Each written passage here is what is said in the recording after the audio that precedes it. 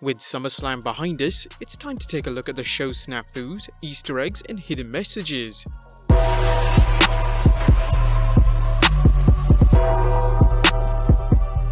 First, let's look at the slip-ups. No, we're not talking about Janet Jackson's wardrobe malfunction, but the mistakes in the ring that fans couldn't help but notice. Overall, SummerSlam was a fantastic show, but there were a few mistakes.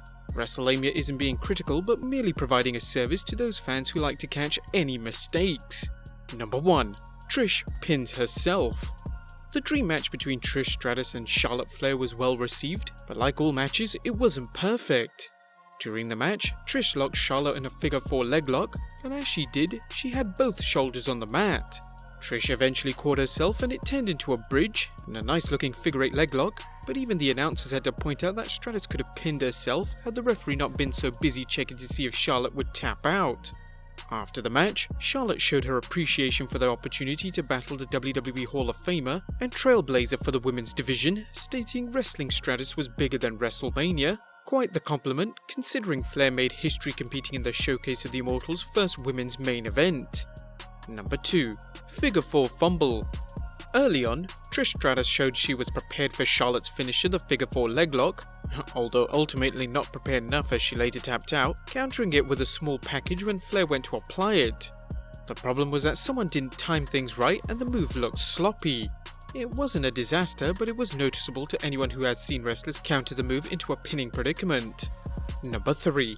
Bayley's Bungles. The Huggable One retained her SmackDown Women's Championship in an exciting match against Ember Moon, but things didn't go without any goofs. At one point, the Hugger locked Ember into a modified Boston Crab, but looked to have problems securing Moon's legs, and it wasn't Moon resisting her. Bayley also bungled the match's turning point when she countered a top rope attack from the challenger. The champ went to climb the rope only for a foot to slip. Bayley was successful the second time, hitting the belly to Bayley suplex on Moon that ended the match.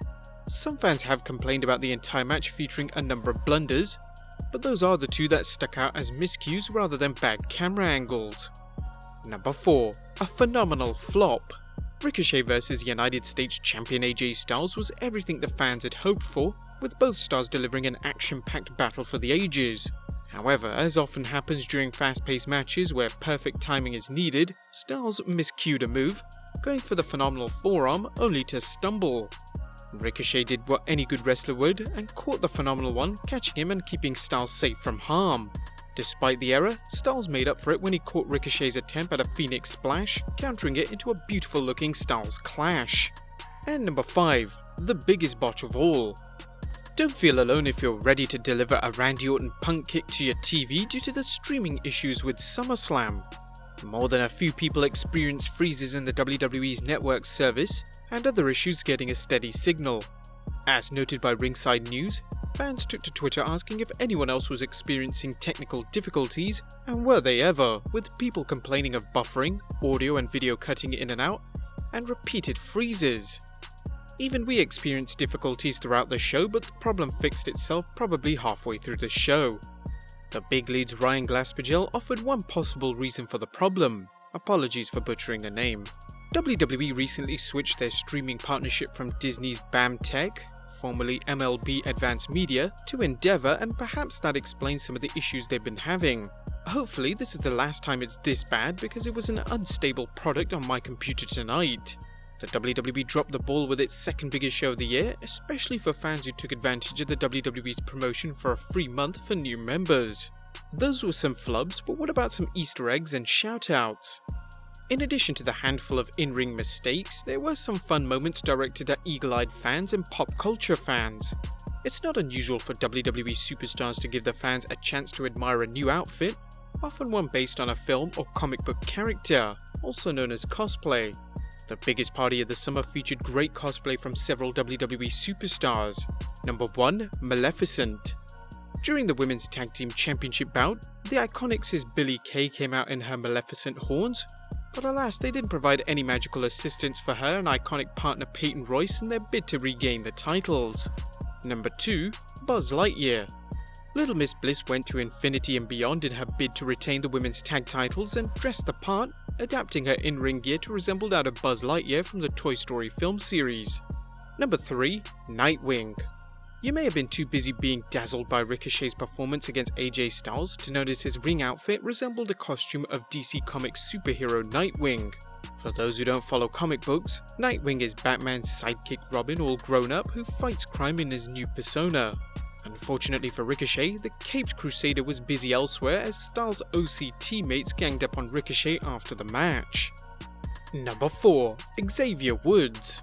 Now, the New Day of Xavier Woods and Big E didn't wrestle on the show, however they did appear backstage in segments with WWE Champion Kofi Kingston, and many noticed Xavier Woods with a new look, rocking the cornrows.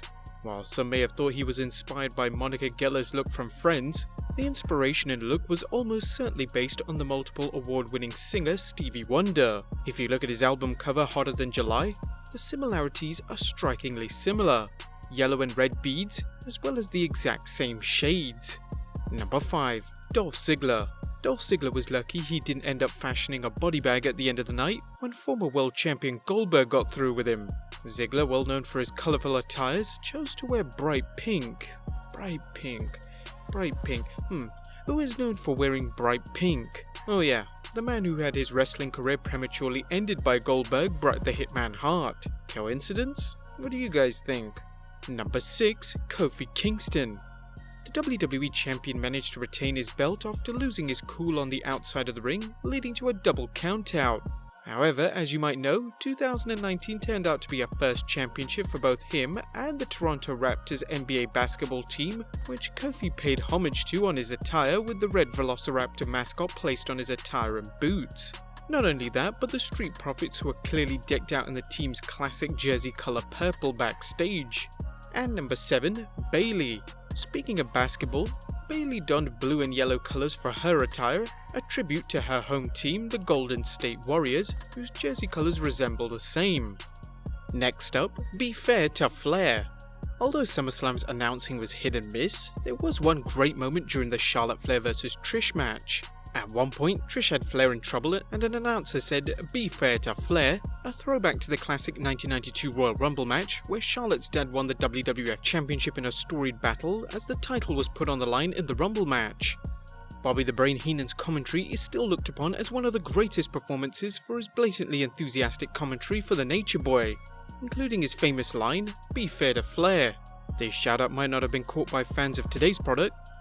For anyone who grew up watching the WWF, this was a lovely touch. And lastly, Wyatt in chains.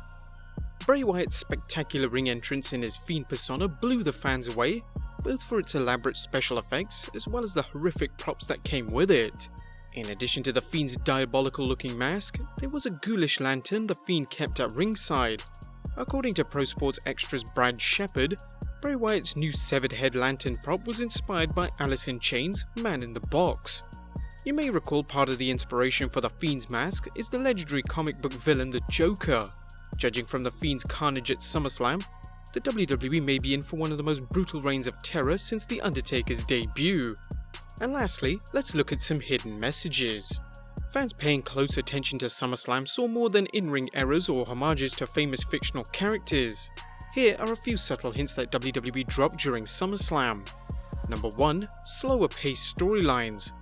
Many people thought that the storyline involving the identity of Roman Reigns' attacker would be revealed before SummerSlam, but as we suggested in our earlier video, the WWE didn't have to take that approach. Thankfully, the promotion didn't, making for a better flowing story with more layers to it.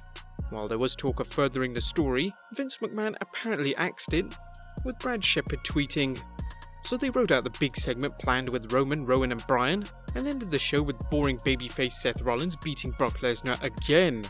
It looks like we're in for more boring Seth and Becky on Raw. Yikes. Look for the storyline to heat up on WWE TV as Reigns looks for revenge." Number 2. Rebound by the Man. Last night's match between Becky Lynch and Natalya showed that the Irish Lass Kicker is still over with the WWE Universe as she received a significant pop despite facing a babyface opponent in her native country. Like Seth Rollins, Lynch has had trouble building her momentum due to a weak opponent. No offense to Lacey Evans. That wasn't the case last night and Lynch's fans are back on the Becky bandwagon. Number 3. Less is more. While the WWE's past practice has been to offer quantity over quality in its pay-per-view events, SummerSlam ran from 7 PM to roughly 10:35 PM, a 3.5-hour show that nevertheless got a lot done, whether it was advancing storylines or providing exciting matches. While this may be an anomaly, it's possible the WWE is willing to avoid burning out the fans with 6-hour shows, even if it means they can't pad the WWE Network's ratings with pay-per-view numbers. Number 4. Seth Rollins is the guy. While the WWE Universe has been turning on Seth Rollins, WWE is apparently 100% behind him as Raw's #1 babyface. The WWE got Brock Lesnar to put in a star-making performance against Rollins, selling for him in an unprecedented fashion. It should prove interesting to see if the WWE Universe gets on board with the WWE's push for Rollins. Number 5. The Women's Tag Team Championship is finally getting attention. Although the Women's Tag Team Championship wasn't defended on the main roster, its appearance on a pay-per-view should be seen as a sign that WWE is taking the title more seriously. Add in the mention of the belt being defended against the Kabuki Warriors the next night on Raw, and there's hope the belt is going to become a key part of the women's revolution. Number 6. The WWE is still in a slump. Anyone who thinks the WWE's rating problems and ticket sales are going to improve after several weeks of improved shows needs to take a closer look at the empty seats at SummerSlam. While the show was a sellout, there were a noticeable number of empty seats. According to PW Insider's Mike Johnson, a number of seats were purchased by scalpers, but they failed to resell the seats, even at reduced prices. Scalpers will likely focus on gouging fans for All Elite Wrestling events if past ticket prices are any indication. Number 7. Kofi and Orton are in for it for the long haul. The WWE apparently feels that the Randy Orton-Kofi Kingston rivalry is worthy of a full-scale program as seen by the match's non-finish. Although some fans were enraged by a World Championship match going to a double countout, the point of the match was to show how personal this rivalry is between the two men and will continue for some time. Number 8. The front row isn't for phones. Speaking of Kofi, this one might not be a hidden message, but we can't help but include it in our video. During his entrance for his WWE Championship, the Dreadlock Dynamo was passing out pancakes to the crowd and noticed someone in the front row who was busy on their phone.